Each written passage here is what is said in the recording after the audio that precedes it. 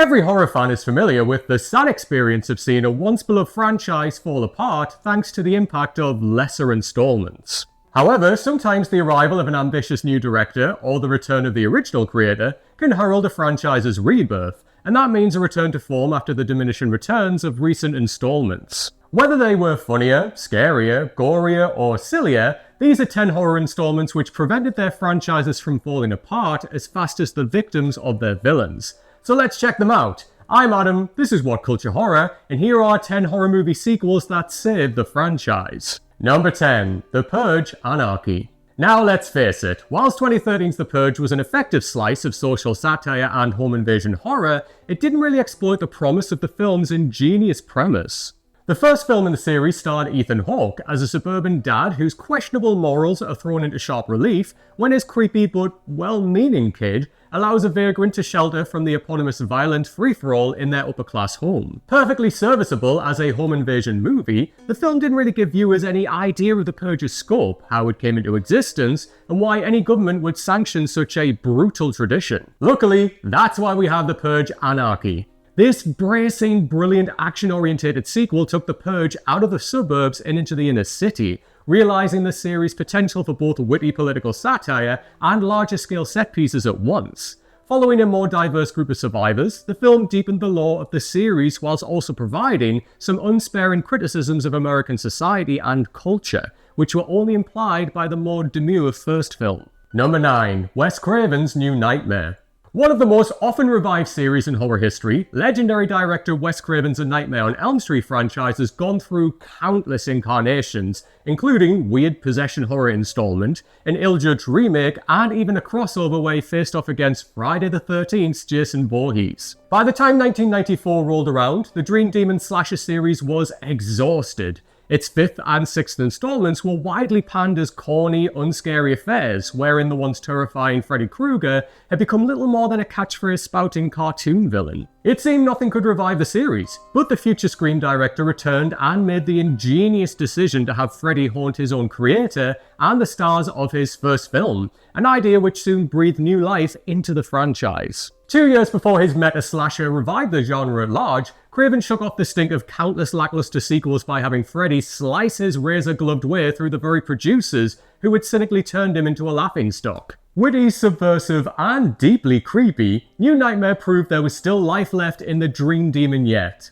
Number 8. The Exorcist 3. When you're creating a sequel to an iconic horror, the worst thing you can do is simply try to recreate the first film's successes. At least, that was the mindset which led Deliverance director John Bowman to create The Exorcist 2: The Heretic 4 years after William Friedkin's original film became a critical and commercial success. Though star Linda Blair did return, Bowman's surreal and deeply misjudged film abandoned everything else that made the first film so scary. It favoured biblical plagues, needlessly overcomplicated exposition, and bizarre brainwave synchronizing subplots. Reviled by critics and quickly labelled one of the worst films ever made, this ridiculous flick had none of Deliverance's harsh effectiveness and seemed to put the Exorcist franchise to bed for good. However, 1990 saw the original novel's author, William Peter Blatty, direct The Exorcist 3, a twisty, slasher-style murder mystery whose total tonal shift was the only thing that could salvage the series, after the terrifying original and its terrible sequel.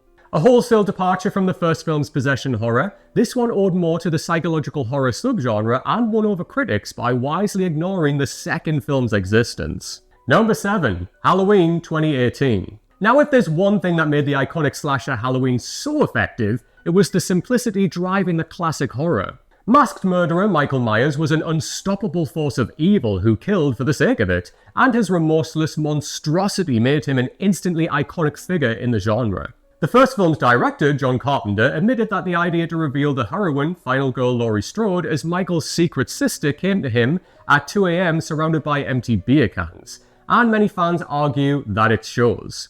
This twist led the franchise to become bogged down by backstory, with the plot growing more complex in every subsequent installment. Only a full-blown rehaul could salvage this twisty, overcomplicated plot, which is exactly what indie director David Gordon Green opted to do with 2018's simply titled, simply told Halloween, the hard reboot necessary to save Carpenter's never-ending franchise. The presence of Halloween's returning star Jamie Lee Curtis let the 2018 film quickly dismiss the secret family story and return to the first film's unrelenting intensity as a result. Number 6. Final Destination 5. Originally written as an X-Files installment, the Final Destination series were a noughties horror phenomenon which fell victim to the gradually worsening returns that so often plague the horror genre. Each film followed a new group of thinly sketched teens who narrowly avoided death via some catastrophe, like a plane crash, a freeway pileup, a roller coaster malfunction, only for death to pick them off one by one via some seriously convoluted demises.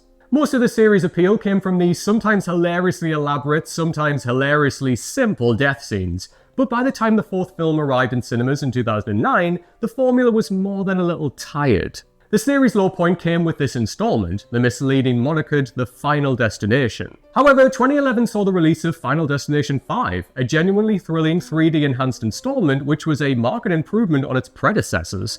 This actual final installment, not including the forthcoming Final Destination Bloodlines, featured creative kills and an unforgettable killer twist, which tied together the entire franchise continuity, as well as offering a satisfying slice of gory comedy horror. The film deservedly won over both critics and audiences, bringing in the second highest gross of the entire series. Number 5. Ouija 2: Origin of Evil.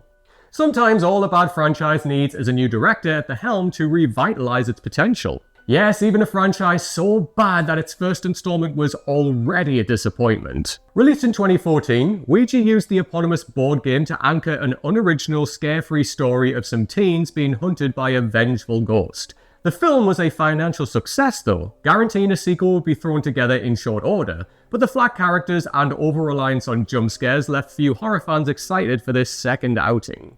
Despite an awful first film, the decision to hire horror legend Mike Flanagan resulted in Ouija 2: Origin of Evil, a much more mature and poignant sequel which proved a massive improvement on the original film. The Before I Wake director was no stranger to horror fantasy mashups, and his moving story of a family torn apart by the titular cursed toy featured many creepy moments as well as some strong central performances and great 60s period details. Now, was the ending still a little corny? Sure, but the film has Ouija in the title. Set your expectations accordingly. Hey guys, while I've got you between entries here, I just want to ask you one quick question. What is your favourite horror movie sequel of all time? Make sure you let me know down in the comments, and while you're there, you know the rest. Give us a like and a subscribe. Alright, now back to the list.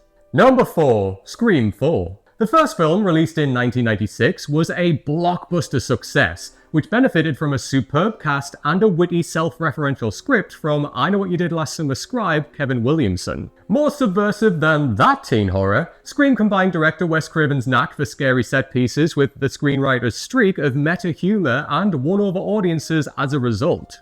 The pair reunited a year later for the almost as successful Scream 2, but the departure of Williamson before Scream 3 resulted in a too comedic, bloodless installment, which featured some embarrassing backstory and a severe lack of scares. Luckily, 2011 Scream 4 proved a brutal, timely revival, which saw the return of Williamson and salvaged the legacy of the series after the polarizing third film. Returning to the first film's streamlined meta-slasher approach, this fourth film took aim at the then contemporary horror trends like torture porn and remakes, whilst also providing the much-needed tension and terror in the simple, twisty story. Number 3. Friday the 13th Part 6, Jason Lives. Many critics felt that Sean S. Cunningham's Friday the 13th was beyond salvation before the film's franchise even began.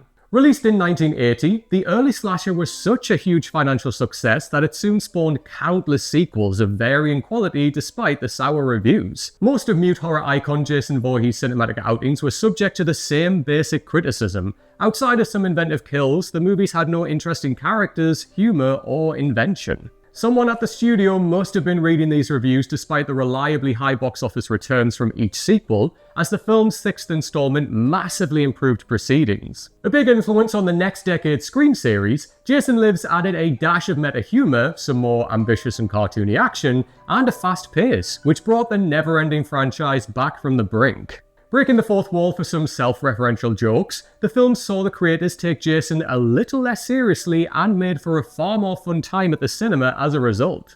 Then they sent him to space. Yeah. Number 2. Nightmare on Elm Street 3: Dream Warriors.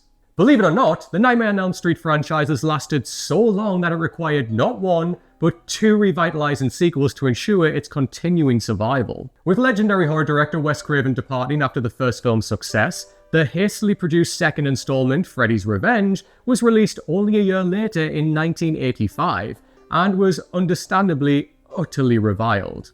A bizarre possession horror which missed the entire appeal of Freddy's dream-invading brand of evil, the film was an embarrassing misstep which was hated by fans of the franchise and critics alike. It's just as well then that comedy horror hero Chuck Russell stepped in to direct 1986's Dream Warriors, the third entry into the series which revitalized Freddy's potent promise as a horrifying dream demon. Setting the horror in an asylum whose teen patients are besieged by Freddy, this film featured many of the franchise's most iconic kills, such as Freddy turning into a television set and frying one unfortunate teen's head, or the genuinely ingenious and unforgettably gory sight of Springwood Slasher using a victim's veins as marionette strings to pilot him to his grisly demise.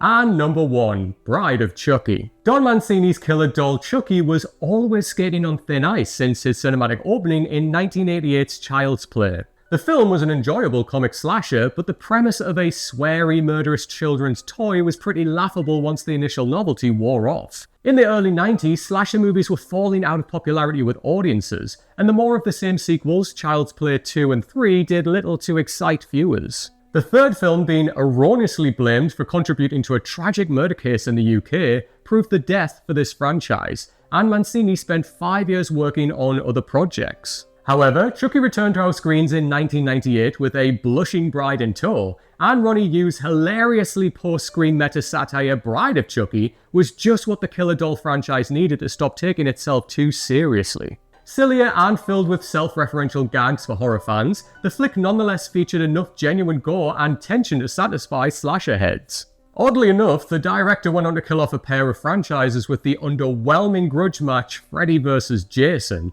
a lesser sequel which doomed both series to equally subpar remakes in the late noughties.